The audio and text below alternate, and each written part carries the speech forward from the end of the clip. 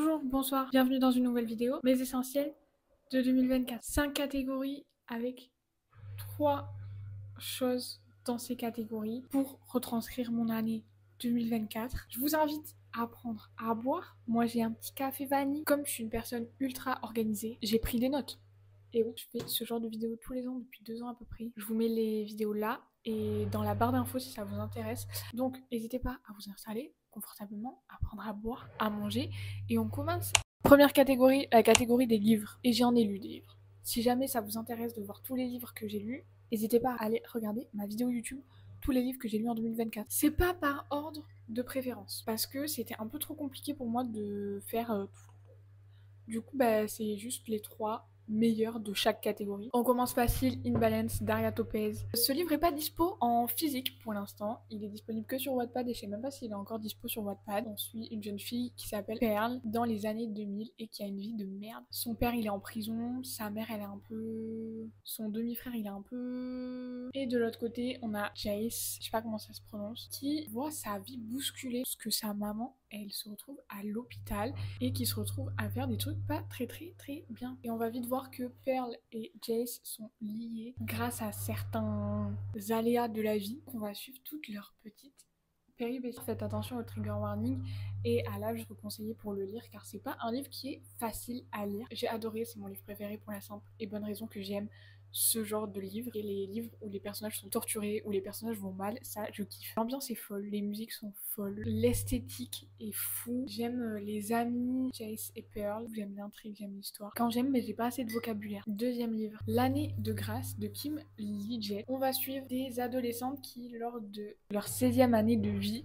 sont bannies de leur ville et sont envoyées dans une forêt pour survivre parce que soi-disant que à 16 ans, tu développes des pouvoirs hyper dangereux. Pas besoin de vous dire que c'est un livre dystopique. Dystopique, mais qui se rapproche bien trop de la réalité sur certains points. Et en gros, l'année de grâce, c'est pendant 1 an, les jeunes filles sont bannies pour extraire leur magie. C'est un truc, personne ne doit parler au village, les femmes n'ont pas le droit d'en parler. C'est organisé par les hommes, trouvé par les hommes. Bref, je vous laisse imaginer. C'est un gros coup de cœur pour moi. J'ai été plongée à fond dans l'histoire. Je voulais plus m'arrêter. Tout est trop bien pensé. Il y a une petite romance, mais vraiment minuscule.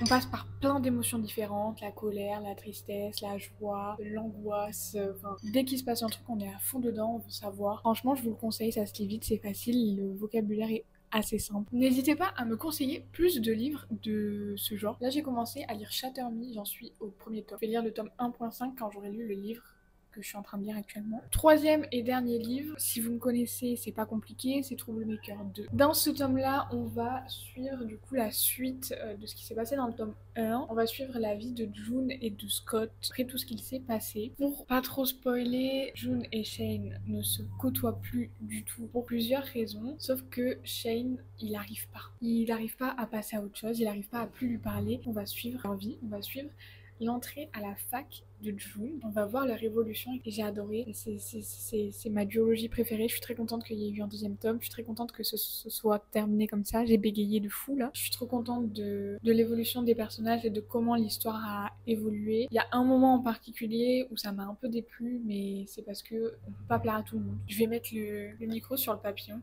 Oula.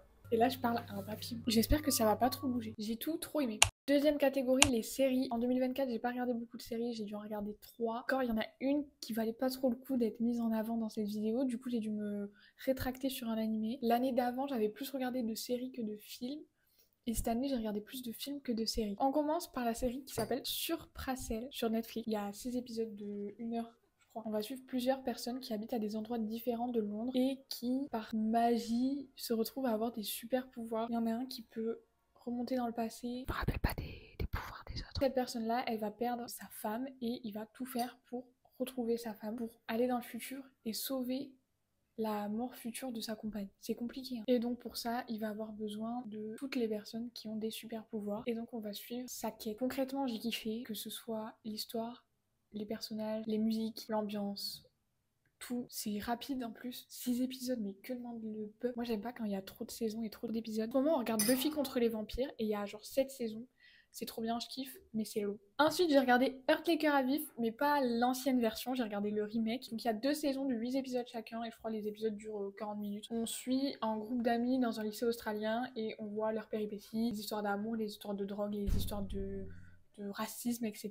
C'est grâce à Améry et Harper que tout démarre parce que elles vont écrire, en français c'est la carte de l'inceste, sur un des murs cachés du lycée. Elles vont écrire toutes les personnes de leur année avec tous les rapports sexuels qu'ils ont eu entre eux. Et un jour, cette carte elle est dévoilée. Il y a un monsieur qui tombe sur la carte et Améry se prend tout. C'est la mort assurée. Parce qu'il y avait le crush ultime d'Améry qui était noté sur la liste et avec écrit crush ultime nanana Améry. Et donc on suit à la base cette histoire, mais va en découler plein d'autres et on va découvrir plein de personnages différents qui sont trop attachants. Cash et Queenie, c'est mes personnages préférés. C'est pas une série, c'est un animé, ça s'appelle Romantic Killer, ça a 12 épisodes et c'est disponible sur Netflix. On va suivre une jeune fille accro au chocolat et aux jeux vidéo, et alors qu'elle est dans sa chambre, il y a une petite bestiole qui va apparaître, qui va lui dire qu'elle a plus le droit ni au chocolat ni aux jeux vidéo tant qu'elle a pas trouvé l'amour. Et donc cette petite bête va mettre en scène plein de situations dans laquelle la protagoniste va potentiellement trouver l'amour. C'est cuculapraline, c'est que des clichés, c'est léger, c'est rigolo. J'ai tout regardé en une après-midi, je crois. Film. Ma résolution de 2024, c'était de regarder plus de films, et j'ai regardé plus de films, j'en ai regardé énormément, beaucoup plus que l'année précédente. C'est aussi ma résolution de 2025. Pour l'instant, je crois qu'on est pas mal. Donc j'ai dû faire une sélection. On commence par mon film préféré de la vie entière, en fait, après réflexion, qui est Don't Worry Darling, qui est un thriller qui dure 2 heures. Je crois que c'est déconseillé au moins de 16 ans. Il y a des moments où c'est un peu stressant, donc faites attention si vous avez le cœur fragile. On va suivre une espèce de communauté secrète dans les années 50, dans le désert californien. Plus précisément, on va suivre la vie d'une jeune femme dans ce désert et dans cette communauté, qui va se rendre compte que il se passe plein de trucs bizarres dans la vie. Mais vraiment bizarre. Alice, elle sort avec Harry Styles qui s'appelle Jack dans le film. Est-ce que j'aurais regardé le film s'il n'y aurait pas eu Florence et Harry? Je ne pense pas. Est-ce que je regrette de l'avoir regardé? Absolument pas. L'ambiance, les décors, les outfits, l'histoire, tout est fou, tout est par intrigue et folle. Le plot twist aussi. Le plot twist est fou. Il est dingue. D'accord? Et je pèse mes mots. En fait, c'était assez prévisible quand on regarde d'une vue d'ensemble, mais c'est fou. C'est trop bien réalisé, j'aime trop. Tout est trop bizarre et l'ambiance est trop... Enfin... C'est tourné de manière à ce que ce soit angoissant et stressant pour le spectateur, et c'est trop bien. Deuxième film, Mascarade. C'est un film qui a été primé au Festival de Cannes. Ou alors montré, je sais pas. C'est un film qui dure 2h14, comédie dramatique, policier drame.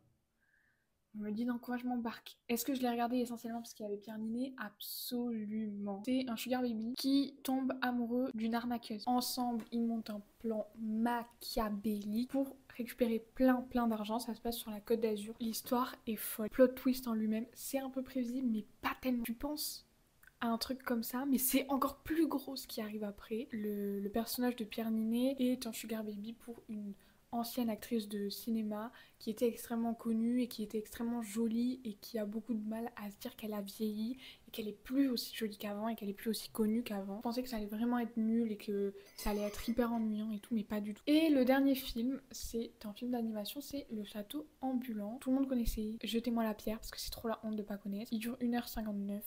Il est disponible sur Netflix. Les 2 autres, je les ai trouvés sur des sites de streaming. J'ai rien à dire, c'était magnifique, c'était tellement apaisant. Les dessins, la musique, les personnages. Et ça m'a permis d'ouvrir une porte dans mon cerveau et de me dire ok, on va regarder d'autres films de Miyazaki. J'ai même regardé un documentaire sur lui et sur son moyen de créer. Avant-dernière catégorie, la musique. Alors, d'habitude, je fais une catégorie album de l'année. Sauf que là, j'ai pas trop écouté d'album. J'ai fait album X artiste. Premier album.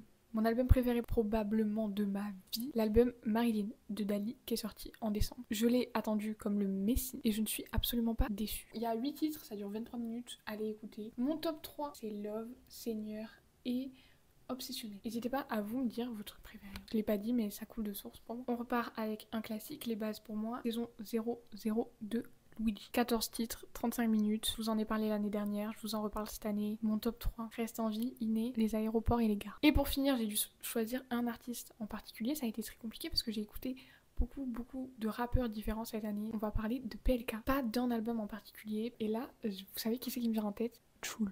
Parce qu'on rigole, mais Jul, tous les mois de 2024, il était dans mon récap du mois. À toutes les personnes qui aiment pas Jul, je le porte dans mon cœur, mais bien plus que ce que je devrais. Revenons à nos moutons, PLK. Top 3 de PLK. Le sel, pas ce soir, et billet de vin. C'est rapide, c'est efficace. On passe à la dernière catégorie. Alors ça a été la catégorie la plus compliquée à trouver. En fait, c'est la catégorie YouTube qui m'a posé le plus de problèmes parce que je n'ai pas su trouver 3 youtubeurs, 3 youtubeuses, parce que mon but c'est pas de vous reparler tous les ans des mêmes youtubeuses et des mêmes youtubeurs, mais j'ai pas trouvé, donc j'en ai mis que 2 et je pense que je vous en ai déjà parlé. Première youtubeuse, c'est Yasmine Golochoglova, que je suis depuis très longtemps. Elle est belle, elle est douce, elle est rigolote, elle soutient des causes qui me tiennent extrêmement à cœur. Elle a repris ses vidéos YouTube, mais quel plaisir pour les oreilles, pour les yeux, pour tout. Ses vlogs sont trop chill, sont trop bien. T'as vraiment l'impression d'être dans la story privée d'une copine et je trouve ça trop bien. Et ensuite, du coup, la deuxième personne, c'est Madeline Hargy, qui est une influenceuse anglaise qui fait des podcasts et des vlogs et elle est connue pour essentiellement son podcast. C'est trop chill, genre, je sais pas, encore une fois, c'est la même vibe, t'as vraiment l'impression d'être avec une copine. J'ai fini toutes mes catégories. J'aime trop filmer là parce que du coup, je peux être debout et en même temps être à hauteur de mon ordinateur. N'hésitez pas, vous, à me dire dans les commentaires votre top 3 de chaque catégorie pour pouvoir faire découvrir aux autres. J'espère que cette vidéo vous a plu. N'hésitez pas à vous abonner, à liker, à commenter, à aller regarder mes autres vidéos. Prenez soin de vous, passez une bonne semaine et à la semaine prochaine.